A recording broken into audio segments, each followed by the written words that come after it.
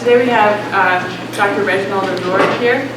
He's from the University of Nairobi. He works on political philosophy, ethics, African philosophy, philosophy of religion. Today he's going to be talking about democracy in post-colonial Africa.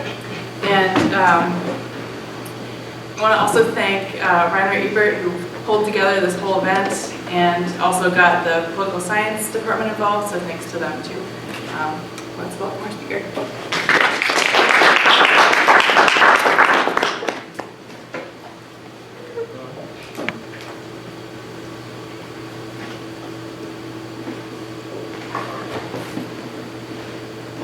Good afternoon, everybody. It is good to be here today and to be able to talk to this very prestigious university. One of my compatriots was here for many years, Professor Atieno Odhiambo, and therefore it is an honor to be here. He died a few years ago, and some of you probably know him.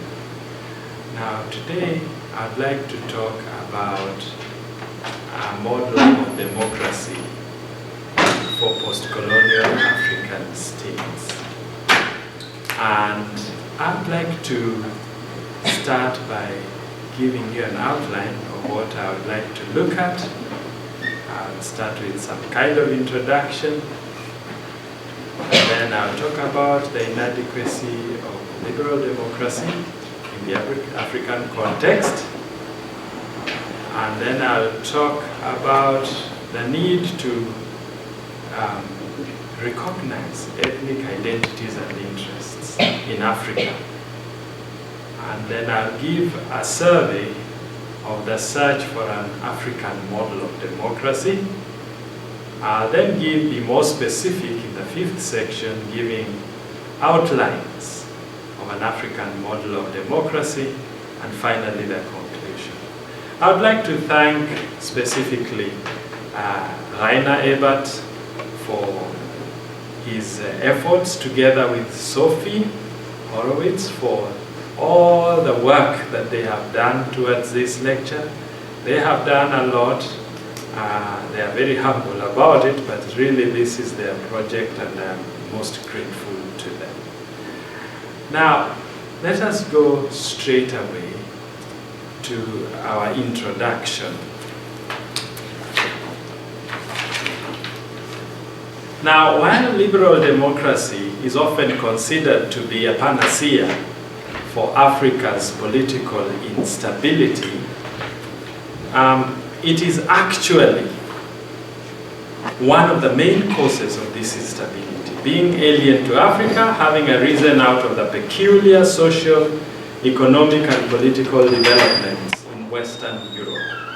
Yet post-colonial African states, most of which emerged in the late 1950s and early 1960s, were established on liberal democratic constitutions that were soon put aside through military takeovers or subverted by civilian governments that in many cases established one-party dictatorships in their place. The continent-wide agitation for constitutional reforms, which gained momentum in the late 1980s, is evidence that the imposition of constitutions based on Western liberal democracy resulted in dysfunctional states. Now, this is something that is not so new. What I've made is not such new, it's nothing particularly new. But of even greater concern is the fact that the reintroduction of multi-party systems of government in several African countries from the early 1990s met with challenges very similar to the ones experienced at the dawn of political independence. This is mainly due to the fact that even the so-called second-generation constitutions that began to emerge in the continent in the 1990s have largely been grounded on a liberal democratic theoretical orientation. Thus, in the 1990s, newly elected governments were overthrown either through military coup d'etat, Sierra Leone, Burundi, and Côte d'Ivoire, or at the hands of armed guerrilla movements, Congo-Brazzaville. In other cases, adulterated multi-party elections resulted in the retention and legitimization of the continent's long-standing authoritarian civilian regimes, Burkina Faso, Cameroon, and my own country, Kenya. Even where there was a successful change of guard through credible multi-party elections, new, ostensibly democratic regimes quickly assumed an authoritarian character, typical of their predecessors, Zambia and Malawi. A few others remained aloof to these democratization initiatives, Sudan and Ethiopia. Now, in other words, the democratization that people were excited about in the early 1990s in Africa has added up to very little. Now, in the course of my doctoral thesis, writing, I became acutely aware of the considerable agreement among several African political theorists that the so-called widespread failure of democracy in Africa is largely due to the fact that many post-colonial states in the continent inherited liberal models of democracy based on values that are alien to the communalistic outlook of the bulk of African populations. In particular, the one-person, one-vote characteristic of liberal democracy operates on the assumption that each individual votes on the basis of his or her own personal interests. For example, John Rawls is confident that his two principles of equal liberty and difference are sufficient for the creation of a just society, as together they promote a sense of self-respect in all citizens. However, in line with traditional Western liberal democracy, he assumes that the political actors in a democracy are individuals, no more and no less. His focus is on the freedom of citizens who find themselves as individuals at a disadvantage in society. Thus, Rawls does not see the need to cater for a minority view that is specific to a particular cultural group. So what we are basically saying is that liberal democracy is ethnically blind. It wants to treat people as individuals, and again, that is something that you are probably more familiar with than I am, because that this model of democracy was spawned in your sides, in your area, rather than in mine. Now, despite the liberal democratic emphasis on the atomic individual, the typical African voter's choice is significantly influenced by considerations of the good of his or her ethnic group rather than by his or her exclusive personal welfare. Consequently, some African scholars have intermittently pointed out that if a democratic culture is to take root in post-colonial African states, there is need to design new models of democracy that incorporate aspects of indigenous African political thought. And it is this literature that caught my attention and caused me to really think and look at this issue anew. Nevertheless, it is evident that due to the current modernizing and globalizing geopolitical realities, African communities cannot return to their pre-colonial political formations and must instead adapt to the demands of the post-colonial states in which they now live. In particular, they must temper their heavily communalistic orientation with respect for their members' right to dissociate themselves, partially or wholly, from the communal outlook in pursuit of their individually chosen aspirations. Consequently, my aim in this talk this evening is to propose the outlines of a communalistic model of democracy which synthesizes African and Western political thought in a manner that encourages more Africans to embrace a democratic culture. Towards this end, I seek to answer the following questions.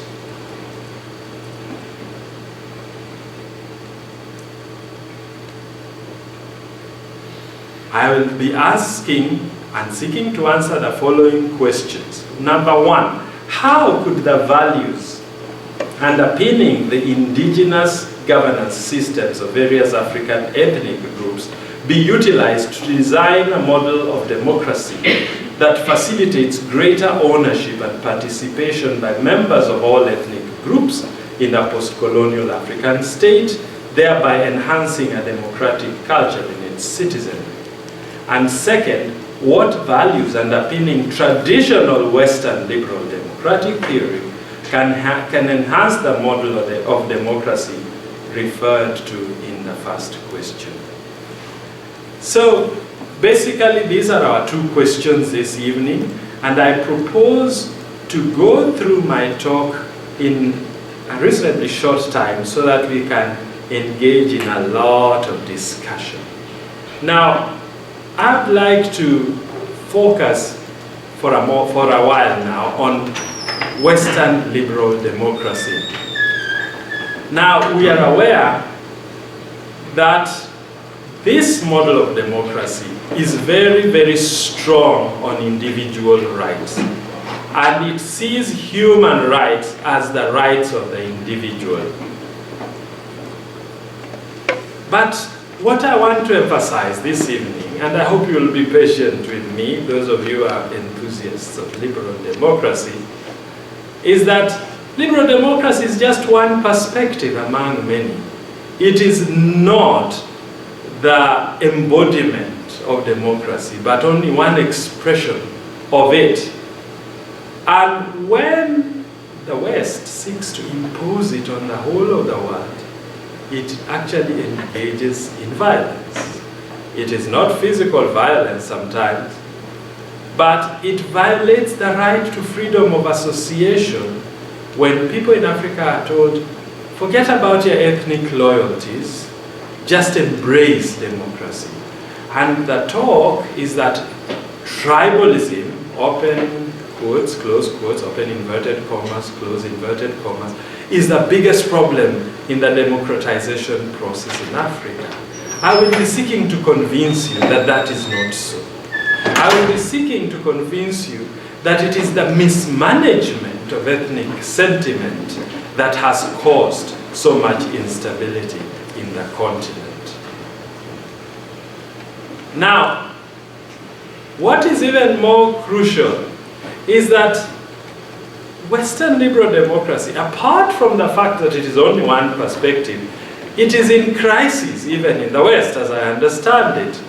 A crisis that has been there now for more than 100 years. Of course, in the 19th century, it was threatened by social democracy. It was threatened by Marxism. It was challenged. It was challenged by these two, which accused it of only offering formal freedom, the formal aspect of freedom, but not the substance of freedom, because it did not address the class struggles. It did not address inequality. Then, closer to our time, from the close of the last century, we started hearing other objections right here in the West again from those who sometimes call themselves communitarians, who have said, hey, liberal democracy has gone too far in its advocacy for this atomic individual, this Kantian being who is rational and determines his own choices by himself in total, perhaps disregard of all other people, except as far as the ethical considerations are concerned, but who really promotes his own welfare on the basis of his reason. That has been challenged by communitarianism. And we even have those who will not abandon liberalism, but will want to revise it. I'm thinking of somebody like Will Kimlicka from up north, who actually argues that liberal democracy can accommodate group rights. And Multicultural Citizenship, his book of 1995, is very strong about this point. But there's another criticism that has been raised against liberal democracy, that it is not inclusive. That here in the West, for example, those who dominate the corridors of power are male, they are middle class, they are of European descent. And so what I'm trying to demonstrate is that even here in the West, you are being forced to revisit, to question the basics of the democratic model under which you operate. Of course, I could add another critique about the fact that the corporates have now acquired a lot of influence in your electioneering processes, with all their funding and so on, and all their lobbying, so that at the end of the day, one wonders, does your decision count as much as it should? And again, another criticism that has been leveled against liberal democracy, at least in the African context, is that Africa has not entered modernity in the way in which the West did. The West entered modernity through the scientific revolution, the industrial revolution, and of course the Renaissance before that and so on. But Africa entered modernity through a very violent process called colonialism, which, as I understand, is simply robbery with violence at the international level. We were swamped, and before we could figure out what we were, what all this was about, we were thrown into the deep end, as it were. And therefore, the way in which liberal democracy grew up in the West was a bit natural, was gradual. But for us, it came with a bang, and our former colonizers understand it while we don't, and yet insist we run with it. And I'll give you a very interesting one. The multi-party systems in Africa were quickly crushed by dictators. And some of the people in the West look and say, look at those Africans. They're such dictators. But you know what? There are those in Africa, political theorists, who will now insist that single-party dictatorships came about because of liberal democracy.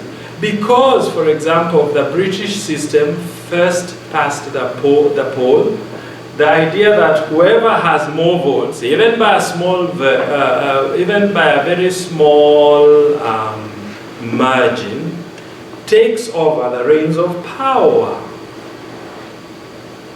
Now, what does that do? Those who lost are in the cold, because particularly the state has most of the resources, has control over a vast proportion of the resources in a post-colonial state. So those who lost elections start getting broke and feel like, you know what, let's cooperate with those who won. And that's how the multi-party system was killed and the single-party system took over, and then the person who had his hands on the steering wheel kept ensuring that things worked to his or her advantage. It was usually his.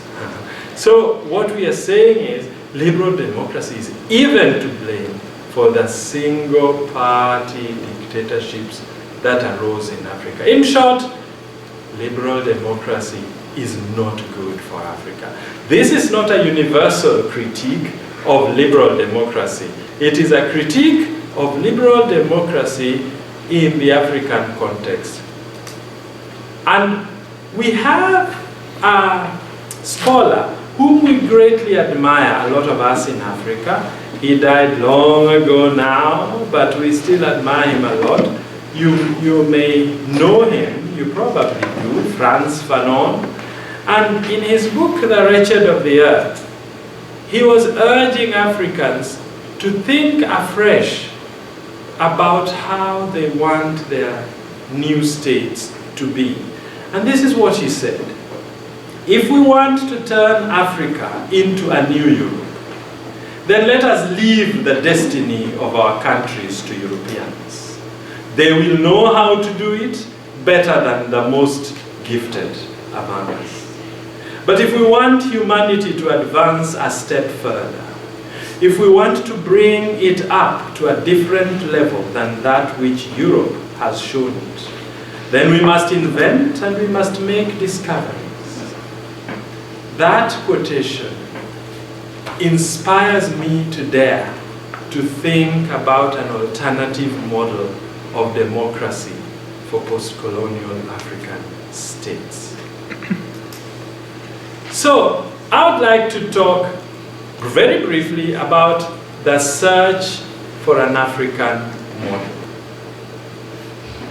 Now, the search for an African model of democracy has been going on for quite a while.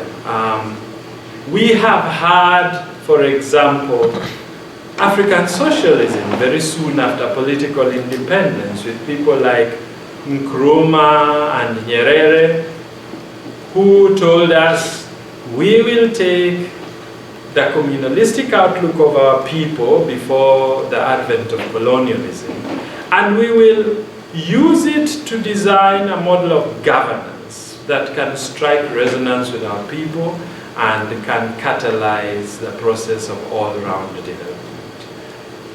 Then we have a scholar called Mafeje, and he has proposed what he calls a new democracy.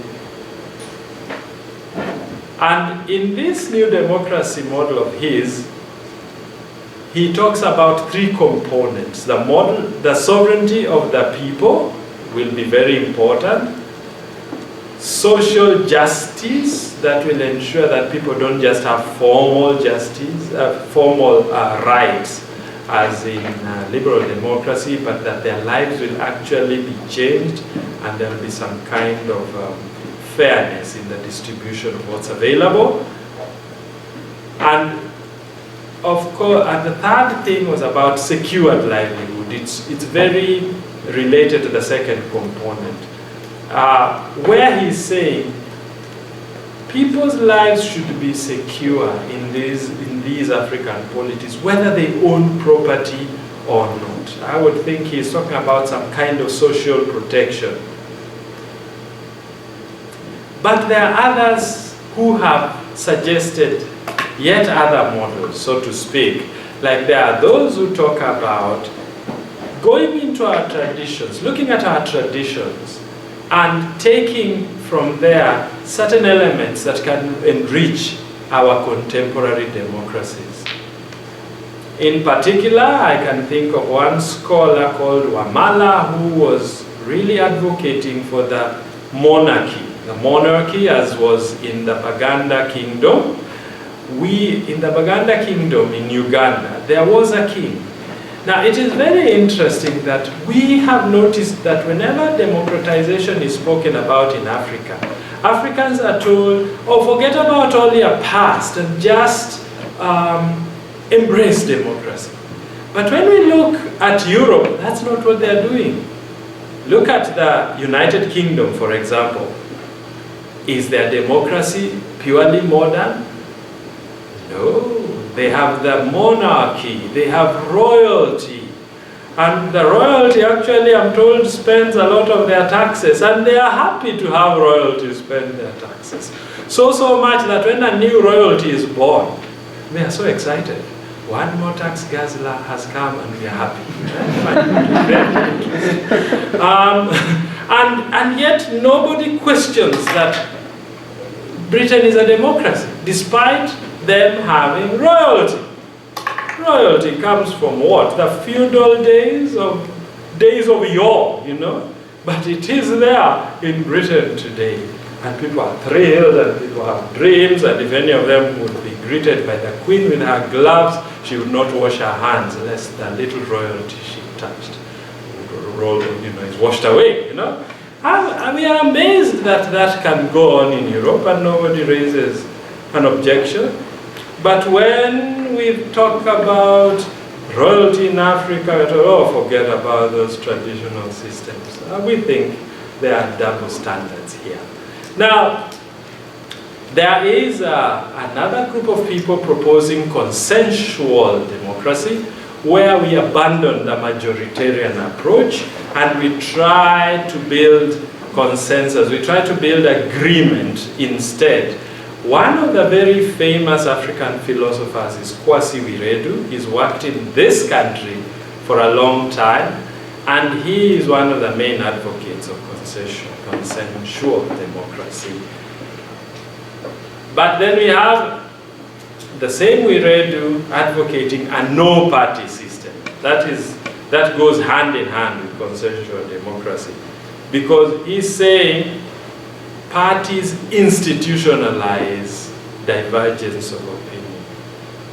So instead of that, we can have a situation where the legislators seek to have consensus, and only where they are totally unable do they vote.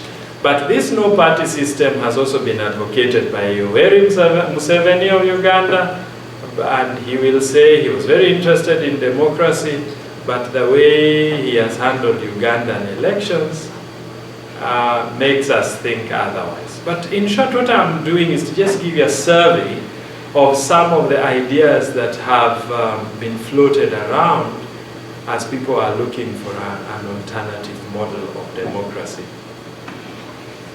But now, I left out a section here about the rationale for the principle of the recognition and protection of ethnic identities and interests in contemporary African democracies.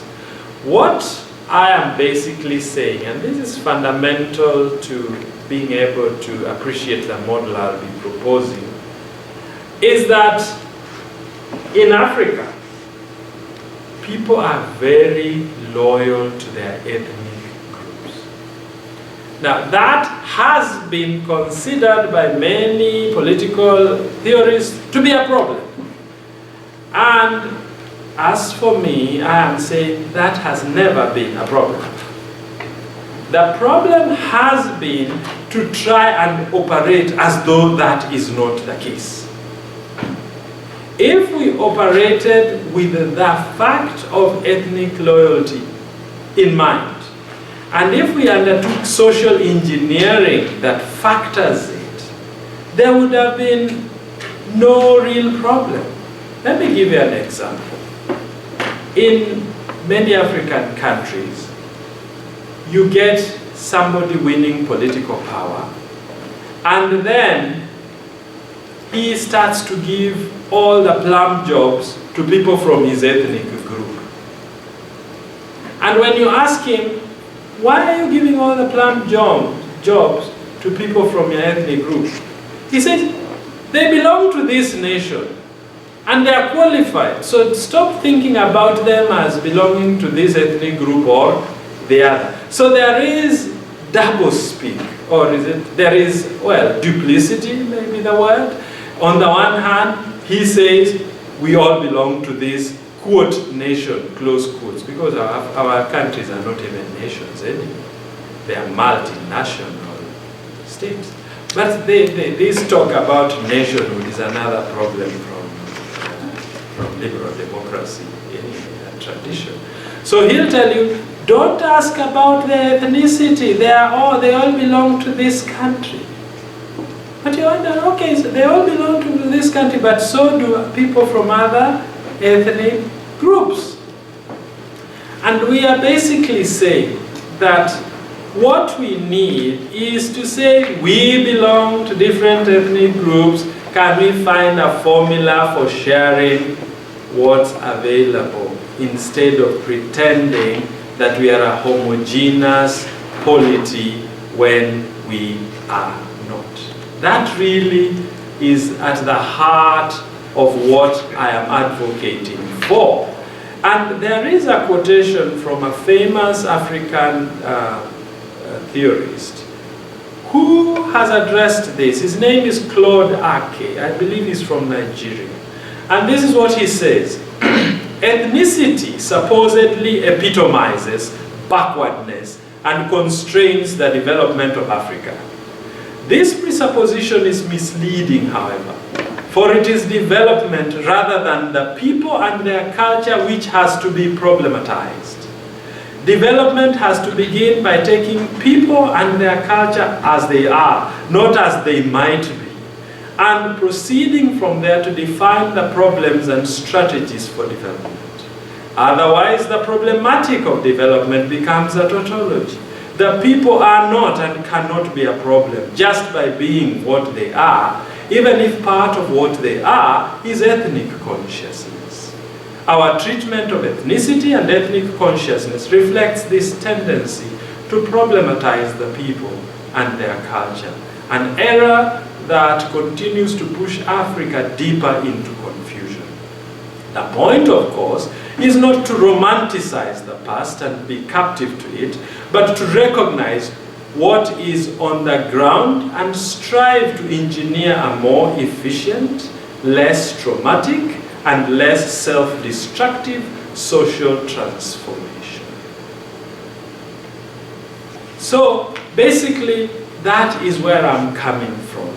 That the model of democracy that will ensure stability in Africa will be a model that actually is not shy about ethnicity, appreciates ethnicity and ethnic diversity, and incorporates that fact in all that happens, constitutional writing, legislation, and policy formulation.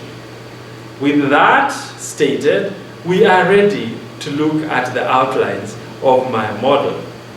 A model that I must say, if it is ever adopted, it is likely to be when I am nowhere here, because right now people are very stuck, though the power elites are very stuck with liberal democracy. But who knows, someday somebody might look up these kind of things that we say here and say, yes, let us finally try it out. So, what are the elements in my model? The first thing is ethnically based devolution or federalism. Right now, for example, in Kenya, we have devolution. The people at the grassroots are being given some power, being allowed to enjoy some decision making. But the formulators of our new constitution were firm that the devolution units must not be construed as ethnic territories. And in fact, some of the governors in some of the counties are being taken to task for employing too many people from the ethnic groups in the territory, the dominant ethnic groups in the territory. But that is taking us back to really the pretense of an ethnically blind polity. The pretense that it doesn't matter what ethnicity you come from. So I propose ethnically based devolution or federalism. The second thing I propose is recognition of indigenous systems of governance. I am thinking about in those territories, those units of devolution that ethnically based, they be allowed to exercise the governance system that makes sense to them, drawing from their traditions. And then I am proposing a synthetic two-chamber parliament. What I mean by that, you would understand easily if you look at the parliament of Somaliland. Not Somalia, but Somaliland. This is the secessionist unit that broke away from Somalia when it sank into disorder and chaos, because originally Somaliland was a British colony, and it voluntarily joined the Somali Republic. So when chaos broke out in Mogadishu, they thought, hey, we were not always here, why don't we leave? And now the United Nations won't let them leave, which is a very sad thing. But they have seceded and they're running their lives, and they have a two-tiered parliament. The upper house is composed of elders respected in their clans. And the lower house is a typical Western type House of Representatives. One person, one vote kind of thing, producing it. What that does is to ensure that the lower house can conduct the affairs of a modern state. And the upper house can ensure that the cultural distinctives of the Somali people are not wiped away. And this is what I'm proposing as an appropriate way to run our affairs. After all, it would be very similar to the House of Lords, which in the British situation, people don't elect the House of Lords. I think there was something about they should be elected now, but I'm not sure it has come to pass. But the lower house, people are voted in. Now, I don't know whether they will go into elections there, but I wasn't planning to have them as our mentor. They have done us in long enough. They can go in peace or in pieces. But the point is, for us, we want to express. I think we should have space for the two-tiered parliament that then shows forth that synthesis of tradition and modernity. Now, this is another one, ethnically based shared executive power. Ethnically based shared executive power. Right now, in most African countries, the winner takes it all. And the winner belongs to an ethnic group, or at most it's a coalition of 2 or 3 in a country with maybe 50 or 40 or 60 ethnic groups. And so the others feel left in the cold. And this has really threatened the legitimacy of the state. So why not do it totally differently? Find a way to have an executive that is totally different from the type of executive you have in the West. An executive that is composed of more than one person,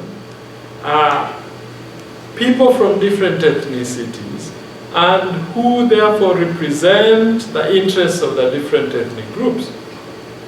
Let me take the example of my country, Kenya, for example. We have 3 main types of cultures in the country. We have the agriculturalists, then we have the pastoralists, then we have the hunter-gatherers. And what has been happening is that some kind of hierarchy has developed where the agriculturalists have the upper hand, and state resources are used to support them heavily. Then the pastoralists have some kind of advantage. They still get something reasonable from the state. But the hunter-gatherers are being hunted out of their habitats, such as the Mau forest, and their culture is being destroyed. It is as though their culture is not important. And it is simply a numbers game, that the agriculturalists and the pastoralists are much more populous. And so they are really swamping the hunter-gatherers. But if there was an executive that has someone from the agriculturalist communities, someone from the pastoralist communities, and somebody from the hunter-gatherer communities, the lot of the hunter-gatherers would have been much better. So that's why I propose that. And the next thing is, I propose ethnically based parties and coalitions. Right now, we have ethnically based parties, but each of them pretends not to be ethnically based. Each of them says, we are a national party, but you know which party, for example, it belongs to the Luo if it's in Kenya, you know which one belongs to the Kikuyu, you know. But everybody's claiming, oh, we are just such lovely nationalists. That kind of pretense will be sorted out by just coming out clean and saying, hey, ethnic parties are ethnic parties. Right now, the law forbids ethnically based parties and therefore encourages hypocrisy. If we have ethnically based parties, but we have an opportunity for coalitions, we are likely to make much better, to have much more success in our political system. And then, ethnic equity in public appointments. Just the issue I was talking about earlier, about somebody takes power, hires mostly people from his or her ethnic group, and if he's asked, he says, oh, we are all Tanzanians, or we are all Nigerians, or we are all Kenyans, so don't look at ethnicity. But now we can have a situation where we judge the balance of appointments across the ethnicities, because that is likely to make people feel that they are part of the state. And then, the right to secession.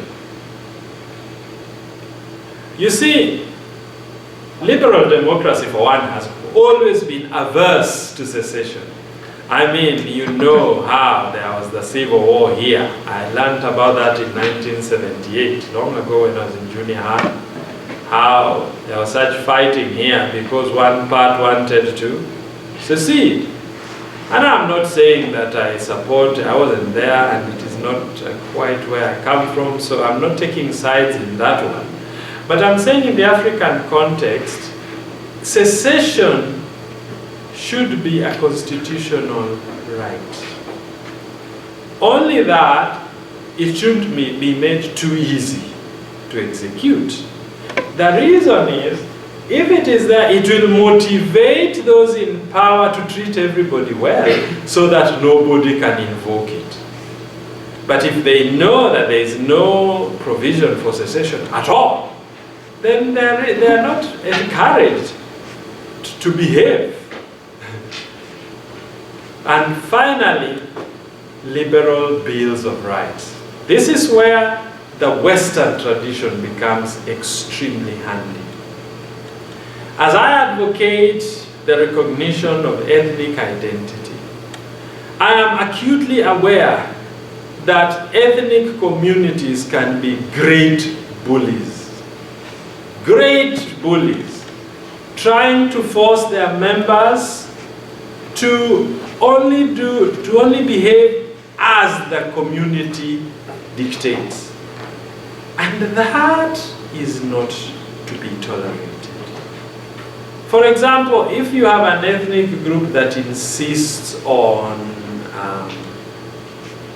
female genital mutilation, and you don't want it, there should be a Western-type Bill of Rights that protects you from the overbearing demands of your ethnic group. So that would then address a lot of the concerns that some of you will have by now from the kind of model that I'm proposing. It is not that liberal values are to be thrown out of Africa's window. It is that they are to find a place without violating the rights of people to ethnic identity. And so I come to my conclusion.